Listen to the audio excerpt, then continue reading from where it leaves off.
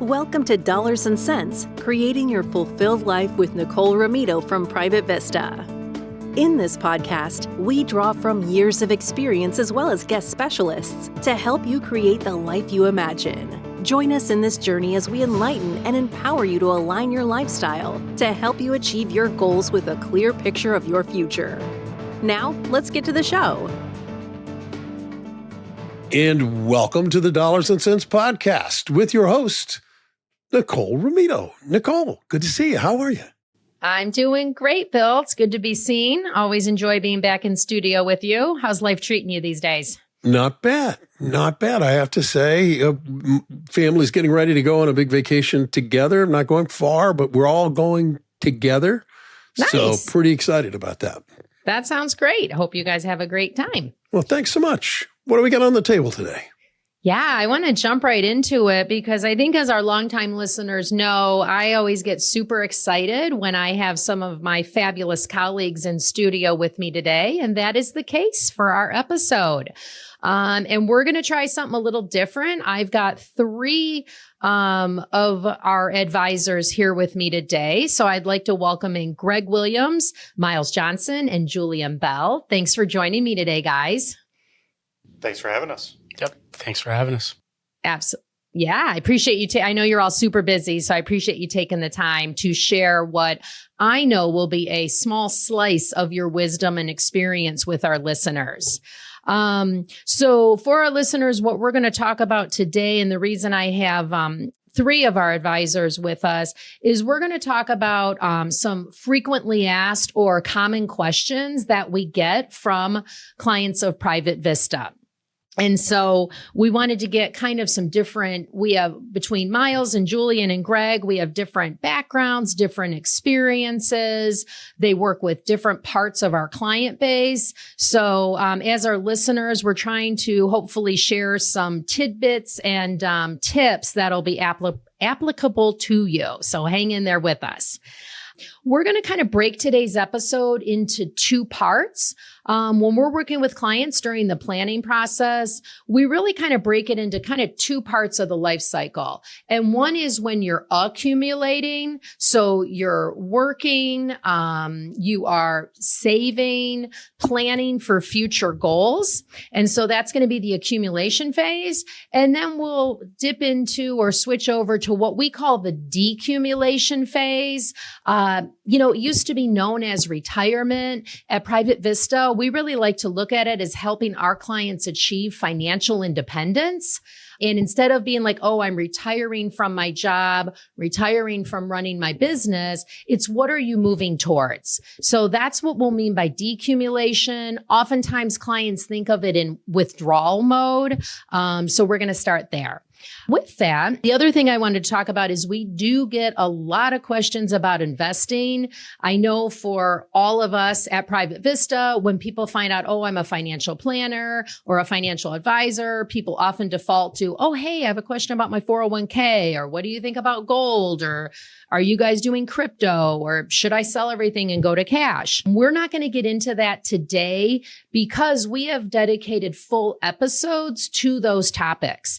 And if you're interested specifically in investing, please listen to episode 65 and episode 66, where we had an episode each. One is on the fixed income or bond side of the portfolio, and then the other one is dedicated to the equity or stock side of the portfolio. So just know we are intentionally not addressing investing for that purpose.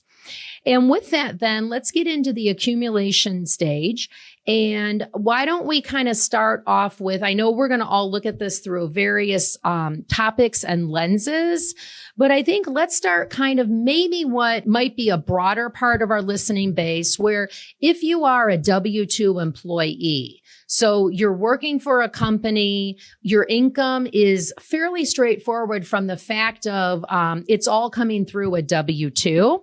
And I know we have a couple. So I think where to be a good place to start is probably a decent amount of our listening base is a W-2 employee. And oftentimes there, you don't really have a say of how you structure your compensation or your paycheck. Miles, how do you guide your clients, or what strategies are available for someone if they are in this situation? Yeah, thanks, Nicole. So for clients that are accumulating assets and they're trying to grow their wealth to get to the point where they can rely on them later for a paycheck, the first step is we look for, one, are we maximizing our current options? The current option being typically that they have a retirement plan of some sort, like a 401k or a 403b, tends to be a really good option to start. So with those plans, they offer, contributions into the plan on the employee side, and then typically the employer will make a contribution.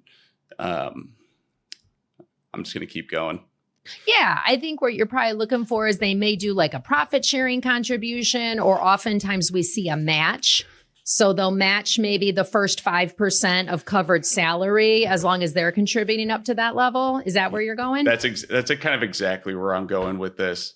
So pretty much what I have written down is, most W-2 employees, they have a retirement plan like a 401k or a 403b.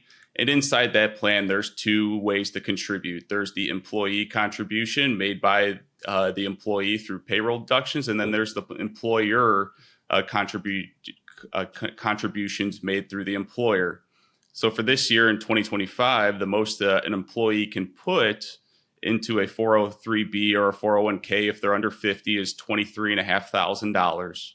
And then if someone's over, they're actually able to contribute a little bit more. They're able to do $7,500 unless they're this special group that's age 60, between the ages 60 and 63 in the tax year when it closes. So at the end of December 31st, if you're between the ages of 60 and 63, you're actually eligible for what they call a special catch-up contribution, which is an additional $11,250 on top of the $23,500 you're allowed annually, giving you about $34,750 on the employee side.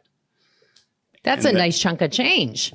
It is. It is. And that's actually a new rule. The special contribution just came into play here in 2025.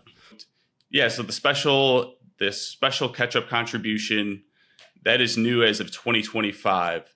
So amongst the employee and the employer bucket, there's an actual annual maximum that that the IRS allows employers and employees to make. And for 2025, for those employees, not employees. So for 2025, those people under 50 or employees under 50 can contribute a total of $70,000 per year into the account. And if you're eligible for those catch-up contributions, it actually increases. There's only so many things you can do inside the employer's plan. One, because you didn't design it. You gotta just, here's the menu, get to select it. So what we do with our clients is we make sure that they're capitalizing on the opportunities that their employer gave them. One of those things that we like to look at first is, are they maximizing their retirement plan contributions? Making sure that they're getting the match, make sure that they're maxing it out to push their income down as much as possible if they have the cash flow to do so. Inside of that plan, we're looking for things like, hey, is there an opportunity for a backdoor Roth, a mega backdoor Roth contribution? Pretty unique. Not all plans allow it. There's very specific rules. This is something we would not recommend just doing on your own, but there are things you can do to maximize above and beyond that $23,500 limit that most people under 50 can put into a plan. And then in addition to the retirement plan, we're looking at, are they maxing out their HSA? And if they are maxing out their HSA, what should they do with it? Should they spend it on their daily medical expenses? Or should they use that cash and invest it? Most people don't realize that you can actually invest almost the entire HSA for long-term healthcare expenses in retirement, which is really important because the average American spends in retirement over $250,000 on medical expenses. Well, what if we told you there's a way to do it tax-free? And there is. Just knowing the rules and understanding what you can and cannot do with the options that are given to you by an employer. Yeah, I agree with that. And I just want to punch that up for our listeners. I mean, just in case you're not familiar with the acronym, HSA is a health savings account, which is, I would say, at least in my experience, a fairly common offering for most large employers. And I think even getting down into your mid-sized businesses. And it is a great way, as Miles said, I just want to reiterate, to save not tax deferred, but tax-free. And so one of the things we look at in the context of when we're doing planning for our clients is you put it in today, it does go in pre-tax. And then ideally, you're not using it for expenses today. You're paying that out of your other cash flow. So you invest it. It grows tax deferred. And then once you have, you're financially independent, you can take it out for qualified medical expenses later on. And again, that comes out tax free. And given the number Miles just shared, I mean, that's really a great way to try to really reduce, those out of pocket medical expenses. So thanks for highlighting that, Miles. That's a key one. I think those are kind of the two key ones for the W-2 employees.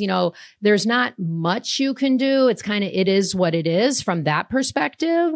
Why don't we switch over? I know Julian and Greg, and I'll let you guys, whoever wants to chime in first. What about if you own the business or you are one of the business owners? Then I know we've seen really the menu of options becomes much more flexible and broad. So maybe if you want to talk about, I know I like how Miles started us off with, we're all trying to keep more money legally in the pockets of our clients. So how do you reduce taxes at the federal level? You all know we're in the lovely state of Illinois, and woo, do they love to tax. So Julian or Greg, why don't you guys chime in a little bit about how that may work and how you advise your clients on that? Yep. So be more than happy to chime in here and just talk about some of the different options you have a step above the W-2 with the business owner. Obviously, Perfect. With the business owner, you're coming from the perspective of being an employer and potentially an employee. So with the different defined contribution plans and even pension plans that are out there, it gives you more flexibility to play around with the amount that you can contribute to the account and how much you can contribute to the employees. So for that, it just means looking at your cash flow and understanding, okay, talking to qualified professionals such as us or other qualified retirement plan specialists, seeing the different options you have to maximize the amount of deferrals that you can contribute to these qualified plans so that you're reducing the amount of income that's showing up on your tax return and you're putting it in these qualified plans and allowing it to grow over time. So those would be kind of the things to think about moving forward as a business owner, really maximizing those account contributions, because as a business owner, usually if you're the business owner, you're in a period of time when you're in your peak earnings years. So you're trying to defer the tax that you pay and push that off to the future, where upon retirement, usually you have more flexibility, your income's lower, to either accelerate income or just have more flexibility on realizing the income that you have or the wealth that you built. Yeah. And one of the things I find fascinating, and one of my partners, Stephanie Nanny, she is our specialist on helping our business owner clients design the qualified plan that makes the most sense for the client's business, the composition of their employees.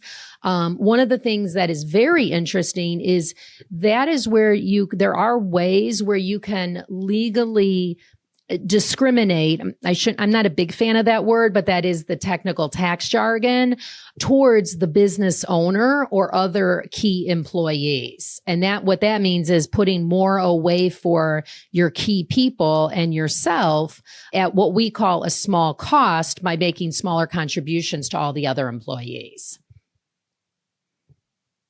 Greg, was there anything else you wanted to add from the business owner perspective, or did you maybe want to talk on the executive level? Sure. So on the business owner perspective, we're talking about situations where you're bringing in more money than you spend on a regular basis through the cash flow of the business. And when you're in that situation, you can either take distributions and have more money available to you, or you can take some of these strategies that Julian and Nicole have alluded to, try to reduce your tax burden today. And ultimately, with all these strategies around tax deferral, deferral is the key word in there, meaning that at a certain point, you are going to pay these taxes.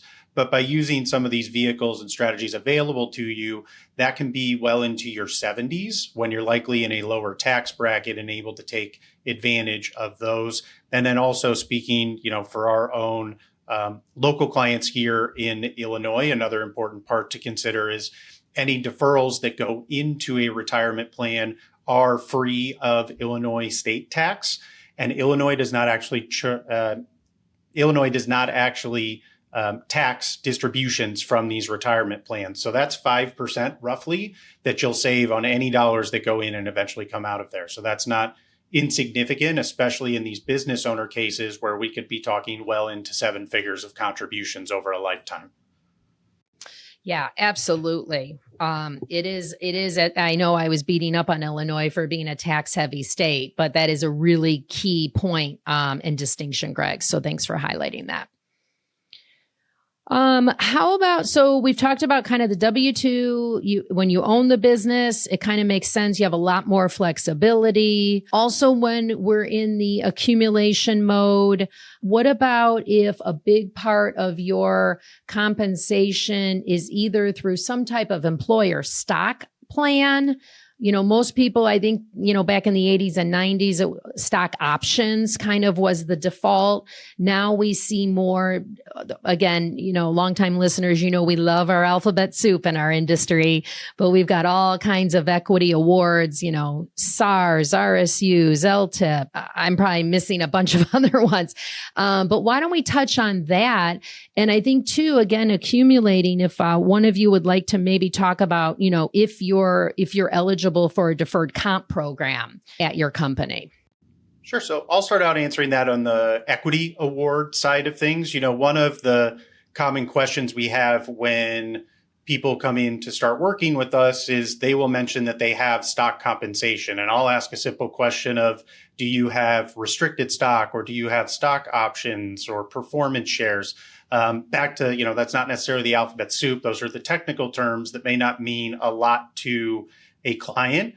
But talking, going back to some of the earlier strategies we were talking about, those were around tax strategies related to different programs that may be available through your employer. And I think it's important to differentiate on those equity awards. Some of those you have control over when and how different components are taxed, and some you do not. So if you have restricted stock, you're probably familiar with your vesting schedule. When that vests, you're going to be taxed on that as ordinary income, regardless of whether you decide to sell or hold that stock. Where you maybe have a little bit more flexibility is around stock options. And there are non-qualified stock options, incentive stock options, and the specifics aren't the important part of this conversation. But by exercising at different points in time, you can really gain a lot of leverage, not just from a tax perspective, but also an investment perspective. And also, as you progress along your career, really a larger and larger portion of most corporate executives' compensation comes from stock compensation. And so we have to think about that from an investment and a concentration risk perspective, and tying it back to not just rules of thumb about how you should think about it, but what are your actual upcoming liquidity needs, and how do we balance tax advantages? How do we balance liquidity? How do we balance you being able to continue to be vested in the company that you're with? Yeah. And I think I'll just add on one thought that popped into my head, Greg, is, we're typically dealing with like C-level executives. So the CEO, CFO, chief HR officer, the employee may want to divest, but oftentimes you have a couple of requirements, right? You have to hold a certain, dollar amount or number of shares to show, your faith in your employer or the company. And then there are some SEC regulations, kind of in layman's terms, there's certain windows of when you may be able to sell. And then there's just different requirements that go with that. Absolutely. Yeah. And I think it goes back to planning for yourself, right? You want to be prepared you want to remain invested in the company where you are a key part of their success. But your life is happening all along the way. And there may be things like a college education or a home purchase or something like that that is going to necessitate some additional liquidity. So planning ahead and being able to work within the parameters of those rules that you just mentioned is really important. Yeah, absolutely. We are, believe it or not. Oh, Miles, did you want to add something? Yeah, I was going to say, I don't know if this would be helpful. I'll just kind of put it in here for the recording. But Sure. It's for those executives that are highly compensated, there's times where your company is going through a merger, and that these restricted stock and performance stocks awards, they can get affected where there's some planning opportunities for you. Sometimes the income will get accelerated, or sometimes it will continue to get deferred. But knowing what your options are before those events happen are really important for clients. And that's a very common thing that we walk clients through, is how to plan out the income and even the ride and even the taxation, so your lifetime tax bill is lower. Yeah, that's a great point. So I feel like with a lot of these executive comp plans, because they're not like qualified or things like that, the devil is in the details. And I know that is one of the things that all of us at Private Vista do, is let's get the full agreements. Oftentimes we might be talking to the head HR person or the person who designed the plans to make sure we understand what all the options are. So with that, believe it or not, we're a little over halfway through. And as I promised our listeners, we're going to say, okay, what do we do when you're accumulating? Now let's say, hey, you've arrived. You're at the point where you are financially independent. So we know that typically it's very unsettling. It can be overwhelming. It certainly can be scary for clients to say, I don't understand how I'm going to pay the bills. I don't have a paycheck coming in anymore. So why don't we spend, maybe the next 10 minutes or so walking our listeners through some of the things. I mean, I know our listeners know it'll be a highlight of how we, what questions are we answering for clients when they're at this point in their career and life cycle. Yeah, but I can go first with that. I think the main question, or the first question that we ask, is understanding their budget or their lifestyle expenses, because you need to understand what you're spending in order to understand or analyze how much assets you have to sustain that lifestyle once you stop working, because the income will stop coming in. So once that would be the first question, is understanding their budget or their lifestyle expenses. And then from there, understanding the assets they do have, and working with an advisor usually is good, because you can strategically plan on how to pull from those assets in a tax efficient manner. And what I mean from that is, usually clients or investors or different individuals that are out in the public have a variety of different accounts that have different tax advantages, whether that's Roth IRA, that's tax-free money if you're above a certain age, your 401k, traditional IRAs, those are tax deferred. When you pull money out of those accounts, it shows up as ordinary income. And then your taxable brokerage accounts, your regular brokerage accounts, where you're paying capital gains when you sell investments in those accounts. So usually upon retirement, depending on the age of the client, you're strategically figuring out what's the best bucket to pull, because you ultimately want to pay the lowest tax on the funds that you're pulling. So if you're in your early 60s, you're not having Social Security income or required minimum distributions from your traditional IRA or employer retirement plans. So that would be a situation where you'll want to pull from your taxable brokerage account, because the money that you pull out of there, you're paying at capital gains tax rates, which are usually lower than your ordinary income tax rates. And over time, that will start to shift as you get Social Security income. You'll get income that way. And then once you get required minimum distribution income from your IRAs, that will also supplement the retirement income. Awesome. Miles or Greg, anything else you want to add on how, when we're trying to, replace their paycheck when they're financially independent? I know all of us say we don't want to let the tax tail wag the dog. But however, in concert with what Julian just shared, we're certainly aware of it, and it's a big part of the strategy. But we certainly don't want to make sure it's the only part of the strategy or always the number one priority on the list. Yeah, I think back, pre Pre the Secure Act. So pre the Secure Act, the normal distribution phase was, hey, let's tap our personal assets, let's leave our IRAs alone so they can go to our kids and they can continue them on for their lifetimes. Well, that no longer exists. So unless you're a spouse and some other key exceptions, the distribution strategy has gotten a little bit more complex with the new rules that are in place, because not everybody can extend distributions over their lifetime if they inherited an IRA or a 401k. There's deadlines, there's timeframes, typically 10 years. So sometimes it makes sense if you're in a low income year before, like, let's say that you took Social Security and your income's abnormally low for a few years. Sometimes we actually talk about taking extra distributions out of an IRA and increasing your tax bill, because we know over the lifetime it's actually going to be lower. And it's kind of a unique event because most people want to just keep delaying the tax, but when you actually do the math, it actually sometimes makes sense to accelerate tax for the good of your lifetime tax bill to the IRS.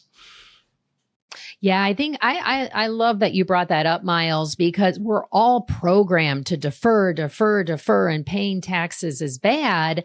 And what many people don't realize is our income tax system at the federal level is a progressive or tiered system. So to your point, if you have things where you're phasing out of working or you're completely not working, you could really, we call it like fill up those lower tax brackets. And you might be able to get money out of those pre-tax 401ks or IRAs, at like 22, maybe even 24% of income tax, when historically you've been in the top bracket where you were paying, all in maybe 45 cents on the dollar. So that's a really key point you just brought up. Yeah, and another conversation I've been having a lot of is for clients that are in Illinois, there's certain estate tax limits that you need to stay under. And if you're one of those clients that are going to be over that number, which is $4 billion a person in Illinois, is what do you do when your estate's larger than that? How do you give it away? How do you prepay some of that tax to get it to the next generation now? Does it make sense to pay the tax and give it to your heirs tax free? There's ways to do these things. But it's really coming back all the way back to your plan and going back to what are your goals, what's important to you, and how do you align those resources with the life you value most. I agree. What about, we talked about, obviously you want to factor in taxes. How, maybe we even just take a step back and say, I've done, what I was supposed to. I spent less than I earned. I saved, I invested. Now I'm no longer have any earned income. I don't understand. How am I, how am I paying my Visa bill? How do I pay my Medicare premiums? Like, I don't understand, because you have my savings. So maybe even just to go back to basics, and because that's a common question we get from our clients. How do you pay yourself once you're in retirement or, as I said, financially independent? The phrase that a lot of us like to use is recreating a paycheck. So how do I take this money that I have only sent in one direction, I've added to my entire life, and my goal has been to never touch it? How do I turn that into something that I can actually live off of? And sometimes we get certain things out of sequence and we think, I need income. And starting with only that thought process can lead you to certain products, perhaps an annuity or something that generates a certain level of income, or it can lead to a change in investment strategy, thinking that you need an allocation to a higher allocation to bonds or only dividend oriented stocks. And the reality is that some combination of a lot of different strategies come into play in recreating that paycheck. The way that we look to approach things from an investment perspective is something called total return. So you can actually get appreciation from stock that you can live off of at some point in the future, and not just the dividends from that stock, as an example. And so, most clients, we work with them to design it in whatever way works best for the way that they like to handle their finances. But it ends up, in most cases, you get a deposit at the beginning of the month, just like you might have once or twice a month while you were working, and you go about living your day-to-day life. And so it's really automated. You may reach out when there are unexpected expenses or big tax bills or real estate bills that come due throughout the year. So there's a number of different ways that we can structure it. But I think looking at it from a holistic perspective of how do we balance growth and income and how do we recreate that paycheck, and really working with an advisor can allow you to automate that process. And so it feels almost no different from what happened while you were working. Yeah, I think that's an excellent thing, because a big thing what we do working with our clients is that we often find that we are like financial psychologists, because understandably, it's a big decision. I mean, working, whether you own the business, you're a C-level executive, it's a big part of your identity. So you're losing that. And then now all of a sudden you're losing that, once a month or every other week paycheck. It's understandably scary and can be overwhelming. So by having a system and a process and automating it, we have found that ideally, we would love to say eliminates any anxiety, but it certainly goes a long way towards reducing it. So we are, believe it or not, gentlemen, at the end of our episode. What I'd like to give each of you the chance, if you so choose, and I would say maybe like 1 or 2 sentences, if you either want to highlight one of your key takeaways, or you thought of something when you heard one of our lovely colleagues talking and you're like, oh, that made me think of this, and I want to make sure I share that with our listeners.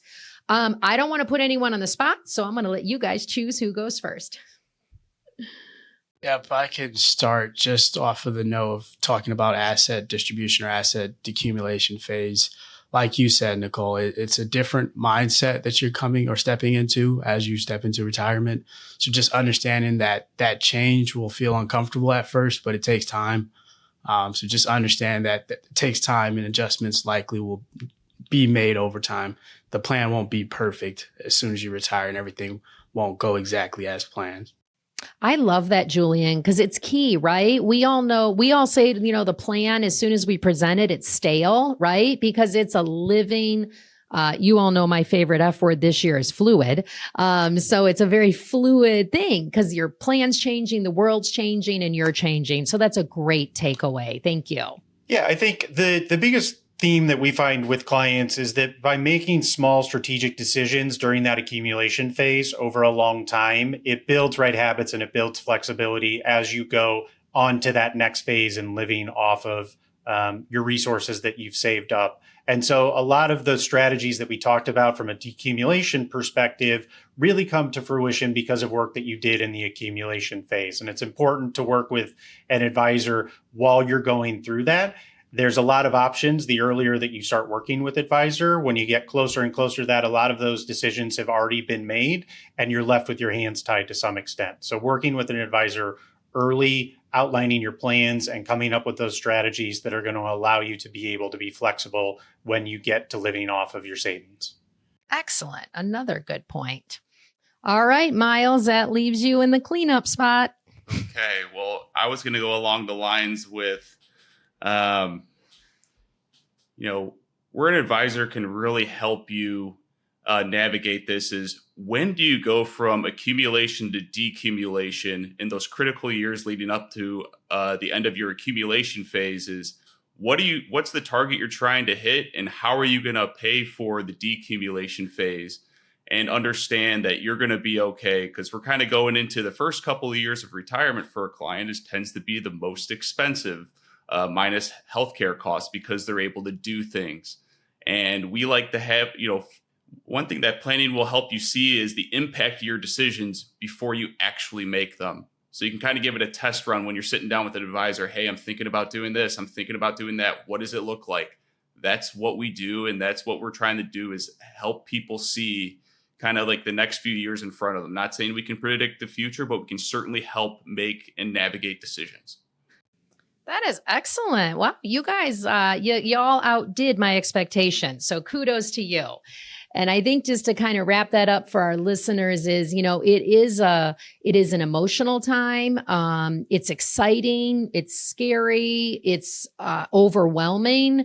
By working with an advisor sooner than later, and by putting together a plan that allows you to kind of try on different options or goals, you're really going to, again, we hope will feel more prepared and more confident as you're moving into into that next phase. So I think that's a great way to wrap it up. So thank you again for our listeners. This is just a small piece of what Greg and Miles and Julian do for our clients, along with the rest of us at Private Vista. So we're just trying to give you a little taste of how it is in working with a Private Vista advisor and how we can help you hopefully smooth out or ease that transition from with accumulation to decumulation.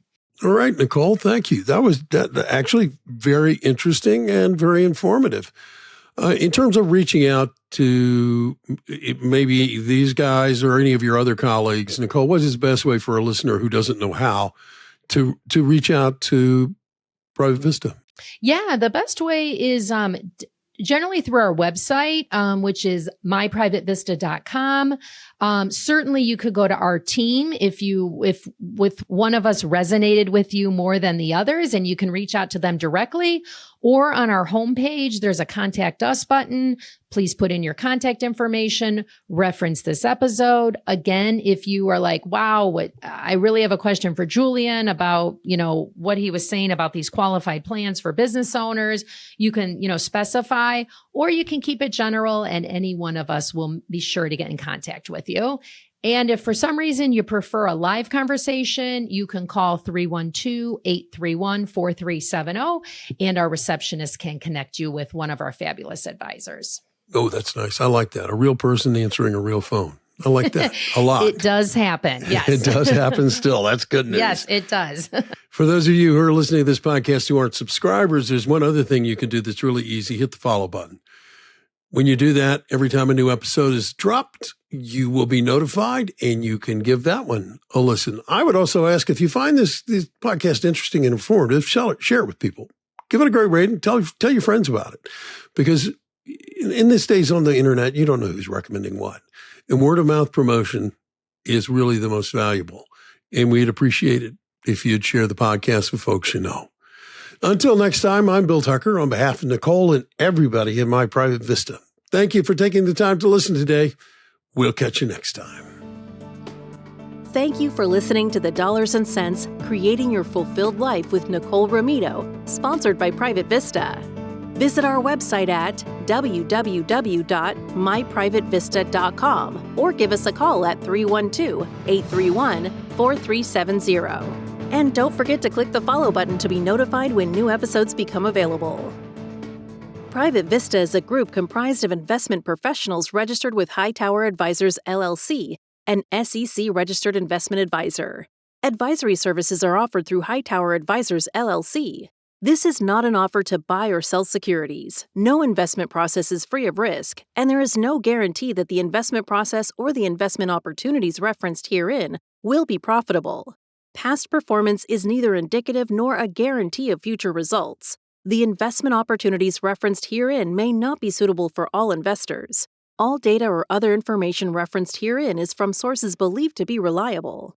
Any opinions, news, research, analyses, prices, or other data or information contained in this presentation is provided as general market commentary and does not constitute investment advice. Private Vista and Hightower Advisors, LLC, or any of its affiliates make no representations or warranties expressed or implied as to the accuracy or completeness of the information or for statements or errors or omissions, or results obtained from the use of this information. Private Vista and Hightower Advisors, LLC assume no liability for action made or taken in reliance on or relating in any way to this information. The information is provided as of the date referenced. Such data and other information are subject to changes without notice. This was created for informational purposes only. The opinions expressed herein are solely those of the authors and do not represent those of Hightower Advisors, LLC, or any of its affiliates.